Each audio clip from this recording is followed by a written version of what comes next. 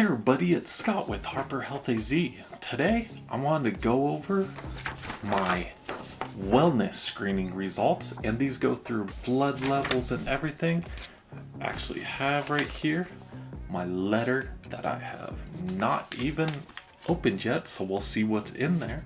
Hopefully see a lot better signs than the last one I had, where I remember for sure my LDL was very high.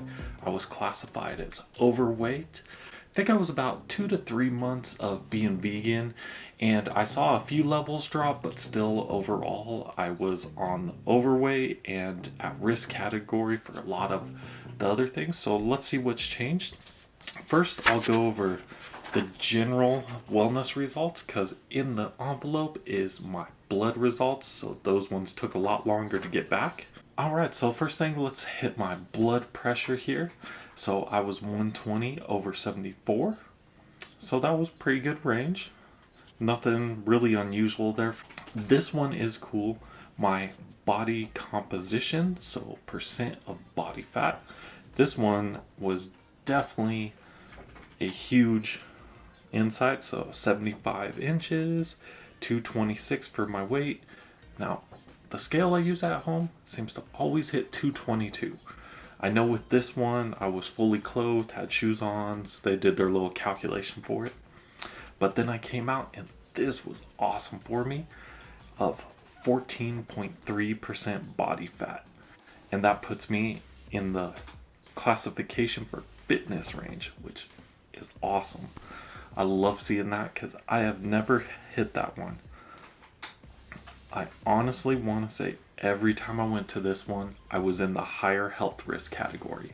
Even just 2 to 3 months being vegan, still was in that range, because it takes time for your body to adjust. And I remember, probably hate me for this, but I remember losing 25 pounds really without trying, because I was getting that 250 to 260 range, and I did not like being in that range. So it's 222, since I am working out a lot, getting, bigger muscles and everything. It definitely makes me feel a world of difference. Next one we'll go over is the body mass index. Now this one, they told me if you are working out and you're pushing for more of a muscular physique, this one is going to highly fluctuate, because it's going to think, when the calculation goes in, it doesn't take into account any of the muscle. It just thinks everything is fat. So this one, for the BMI 28.4, which was marginal, and they said just because you are working out a lot and you are building muscle, which we can tell, this one is totally going to fluctuate here. Right here, limitations of the BMI are: it may overestimate body fat in athletes and others who have muscular build. It may underestimate body fat in older persons and others who have lost muscle mass. So as far as that one, BMI is not the best one to go for if you are athlete, building muscle, older, or have lost muscle mass. So keep that in mind, that sometimes if you're looking at this one, it doesn't really tell you. And this one I cannot believe at all is my waist circumference, 38 inches. And for men, you want to be under 40 inches. I cannot remember since being a teenager that my waist was under 40. I remember it was 42, 45. I don't think I ever hit the 50 range, but I definitely got into the mid 40s and was there for a long time. And no matter what I did, how hard I was pushing myself, how much I was working out, I could not get my weight down.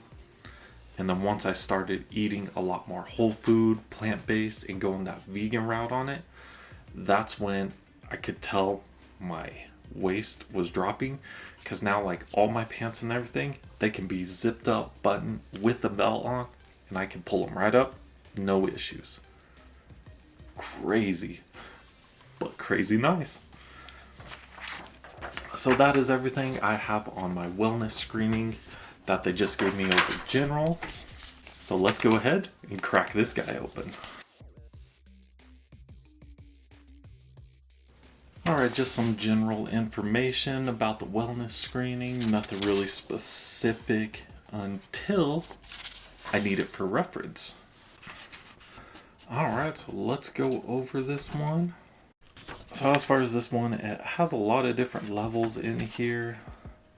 And since I am working out, I do take some creatine, so it's nice to see that that one is in the main range for it. So bun level here, let's go over that one and see. So it's kind of on the lower side. It says may cause by liver disease, a low protein diet, or too much water intake. I'm gonna say probably too much water intake because I drink probably 3 to 5 liters of water a day. Good thing to keep an eye out for. And I know I definitely eat a lot of protein because tofu scrambles, protein smoothies, chickpeas, tons of foods out there filled with proteins for me. Yep, and then I look at protein total 7.4, so a little bit on close to the max range there of 8.0. Let's see. Cholesterol. That's a good one that I know a lot of people out there look at. So cholesterol 123. So that one's in really good range. Triglyceride, that one's in a really good range. Cholesterol HDL ratio 2.5. Perfect. HDL cholesterol. Ooh, I want to see this one. The LDL cholesterol. So that one, I know a lot of people struggle with, but that one's in a good range too. VLDL cholesterol, that one's low. So you can see a lot of these levels here are a lot lower than the reference ranges or under what they should be. And that's one thing I know pretty much all my levels for my last one were in the reference ranges except LDL. I remember that one being above that range. So that one is great to see that it did drop. Calcium 9.5, perfect range right there. Yeah, so a lot of these perfect to come in handy with this little reference chart because this one breaks down like what the creatine is, calcium, and it also tells you ways of like why it is. Of course, one thing to remember with this when you're going over ranges like this, since I'm not a doctor and I don't fully understand what's going in here, it's great to have reference and go ahead and schedule an appointment to go over these with your doctor just to see if there is anything that may outline. Of course, they may have you do more in-depth tests. This one was free through work, and a lot of these levels are perfectly fine. One last one I want to check is iron. That one looks like it's in a good range too. Yeah, I'm gonna keep an eye out on that bun creatine ratio just because gotta keep an eye out for that liver there. But other than that, everything seems to be really good. A lot better than it was for me because my test 3 years ago, I had a lot that was higher. I had a lot that was at the very max range or past it that I definitely needed to take into account for and get in checked. And then 2 years ago, I went through, 2 to 3 months of being vegan. I really didn't see much improvement just with that one, besides I know for sure my LDL level, that one dropped significantly. But other than that, a lot of the other ranges just stayed where they were, and this one, a lot have dropped down. Others have just maintained right in the middle. My general wellness one is gonna just pump me up, and then this one gonna get me to think a lot more about everything because I can read through, see exactly what is impacting each different one, seeing how they correlate with each other.